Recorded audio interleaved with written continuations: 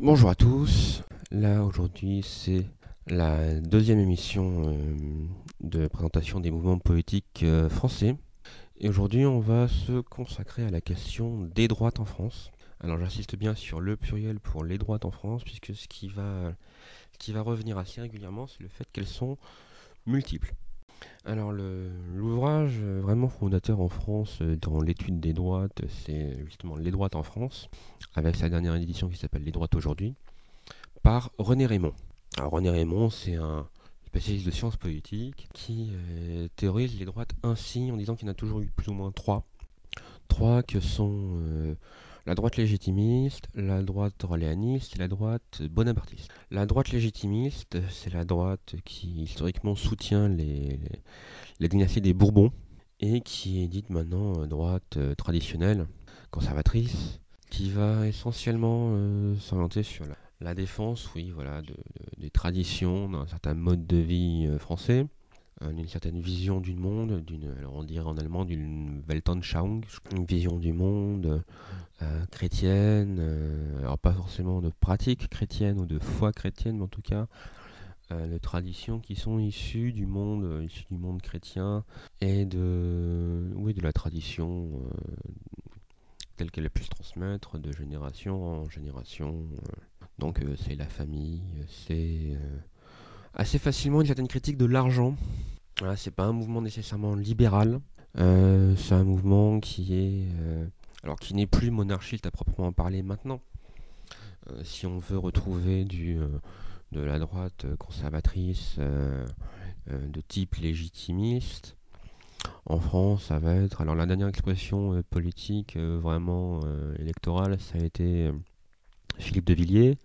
Philippe de Villiers avec son parti, le MPF, qui a pu, donc le Mouvement pour la France, qui a pu faire après une liste commune avec Charles Pasqua et un parti en commun qui était le RPF, le Rassemblement pour la France. Maintenant, de nos jours, il n'y a pas de véritable expression électorale de cette droite légitimiste, traditionnaliste.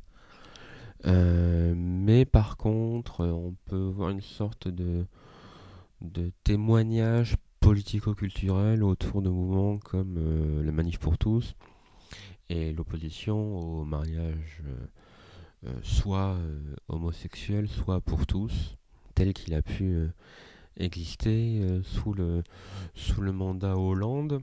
Alors après, à savoir, est-ce que ça va se concrétiser politiquement, là, je ne peux pas vous dire. Le deuxième mouvement politiquement marquant en France, ça a été la droite orléaniste. Orléaniste. L'orléanisme, c'est pas compliqué, donc ça vient donc des Bourbons Orléans. Bon, même s'il n'y en a eu qu'un qui a régné, qui était Louis-Philippe, sous la monarchie de Juillet. Alors, sous la monarchie de Juillet, en gros, ça va être ce qu'on appelle l'état bourgeois, enfin c'est le roi bourgeois qui s'installe. Et c'est oui assez clairement le triomphe de la bourgeoisie libérale, affairiste, qui avant tout gagne de l'argent et qui est capable de renoncer à certains de ses principes, notamment à des principes chrétiens. Le refus de l'usure, le fait que l'argent ne fasse pas de petits, enfin toute cette culpabilité catholique face à l'argent et à la situation bourgeoise telle que peut la décrire Georges Bernanos, et qui veut au contraire se complaire dans la jouissance des privilèges nés de l'argent. Cette droite libérale empiète assez souvent sur le centre, même si enfin, voilà, les limites sont jamais extrêmement claires entre la droite et le centre et le gauche. On va avoir comme ça une droite libérale qui peut parfois se revendiquer du centre. Euh, les limites sont relativement floues. Bon là, on a des figures qui ont pu être marquantes à l'époque contemporaine, hein, même par exemple un des derniers candidats à l'élection présidentielle qui a vraiment représenté en France la droite orléaniste, ça a été quelqu'un comme en 95 Édouard Balladur, voilà, qui représentait vraiment cette droite d'argent, qui a d'ailleurs toujours eu du mal à avoir des chefs charismatiques. De mémoire, il n'y a jamais eu de vrais grands leaders charismatiques de la droite orléaniste en France.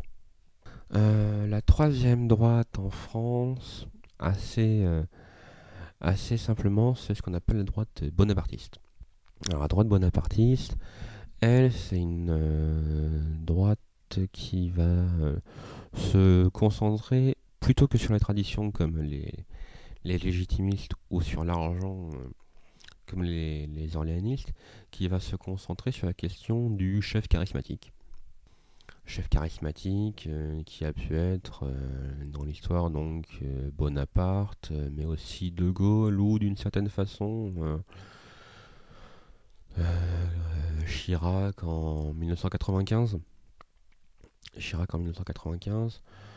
Et qui a pu avoir des survivances autour des séguinistes ou des pasquoyens. Même si c'est quelque chose qui devient moribond, la dernière vraiment incarnation qu'on pourrait retrouver peut-être, mais uniquement dans le discours et pas forcément dans la politique, ça serait à la rigueur Nicolas Sarkozy. Même si celui-ci, venant plutôt de la tendance baladurienne, on pourrait le décrire comme une sorte d'orléaniste ayant des postures bonapartistes. Donc là, en gros, c'est trois grandes tendances de la droite française sont les plus importantes, en sachant que, alors il y en a une qui est dormante, c'est la droite légitimiste, dont on peut imaginer qu'elle puisse s'incarner, par exemple, au Front National autour d'une figure comme Marion Maréchal Le Pen. Peut-être. Ça serait une hypothèse.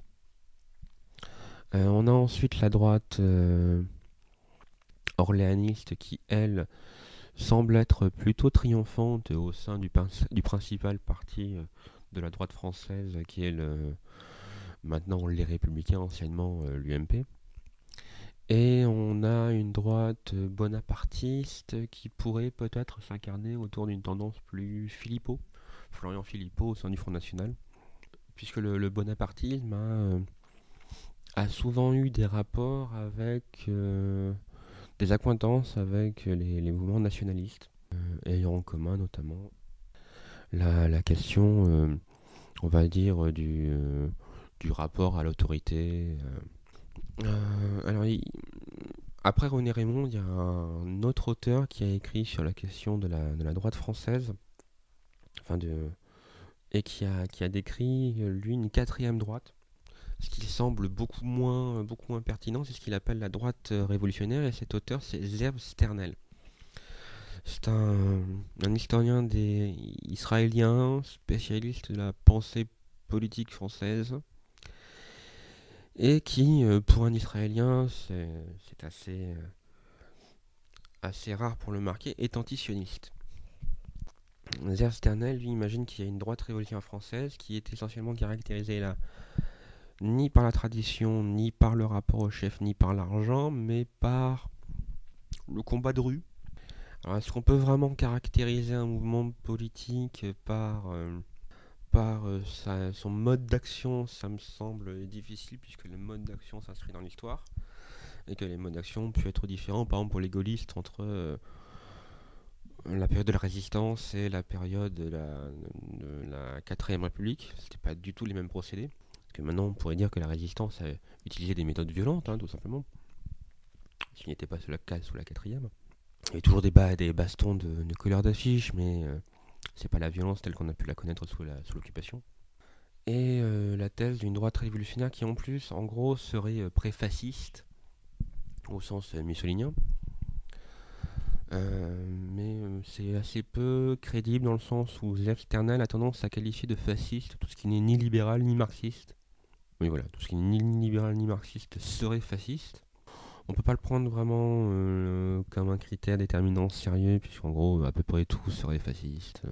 Donc, on peut retenir, voilà, trois droites essentiellement, une concentrée sur la tradition, la droite donc conservatrice, légitimiste. Une droite concentrée sur l'argent, la droite orléaniste ou libérale, et une droite concentrée sur l'État, le chef, le leadership, souvent assez interventionniste en plus en question économique, qui serait donc la droite bonapartiste, dite aussi plébiscitaire, ou qui survit dans le gaullisme. Alors, en espérant que ça vous a plu, et je vous dis à bientôt.